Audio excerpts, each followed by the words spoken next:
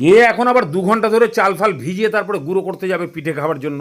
পুরো লাইফ থেকে মাত্র 25 মিনিট খরচা করলে একদম সুপার সফট জালিদার পিঠে তৈরি হয়ে যাবে। খালি খানিকটা নারকেল করে আর 100 গ্রাম মতন খেজুরকে পটালি, বাস দুটোকে একসঙ্গে খালি ভালো করে মেখে দিলেই একদম মারাত্মক টেস্টের পুর তৈরি হয়ে গেল।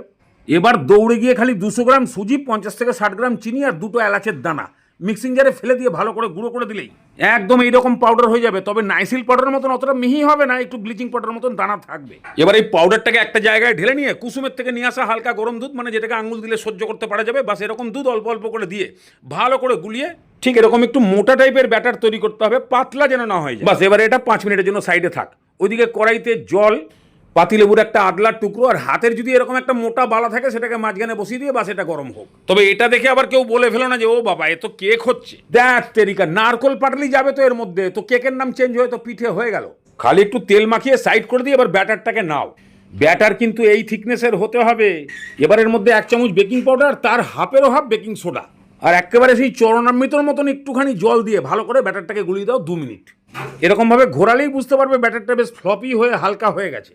এবার সেই তৈলাক্ত চৌবাচ্চার মধ্যে অর্ধেক ব্যাটার ঢেলে চারিদিকে ছড়িয়ে দিয়ে এই 1.5 কাঠা জমির উপরে নারকেল গাছ, খেজুর গাছ একদম আনাচে কানাচে বসিয়ে দিয়ে তারপরে আবার উপরে ব্যাটার একদম বাটি কাচিয়ে কুচিয়ে দিয়ে 3-4 বার ভালো করে ঠুকে দিলেই ভেতরের হাওয়া ফাওয়া সব বেরিয়ে যাবে। বাস এবারে বসিয়ে দাও সেই গরম জলের উপর। ঢাকনা দিয়ে মিডিয়াম ফ্লেমে মাত্র 20 মিনিট।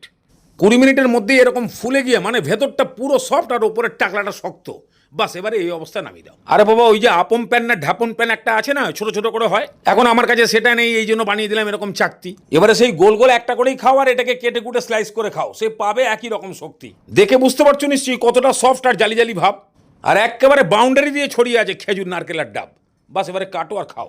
এই ভাপা পিঠের প্রতি গ্রাসেই একদম এলাচ, নারকেল আর খেজুরের টেস্ট পাবা। সুজির মধ্যেও চিনি দেওয়া হয়েছিল, এর জন্য তোমার কোনো কামড়েই পানসা লাগবে না। আর তার মধ্যে আবার এই পুর লাগানো স্পঞ্জি মাল মুখে পড়লে তার কোনো কথাই নাই। একদম ঝটপট বানাও আর খাও।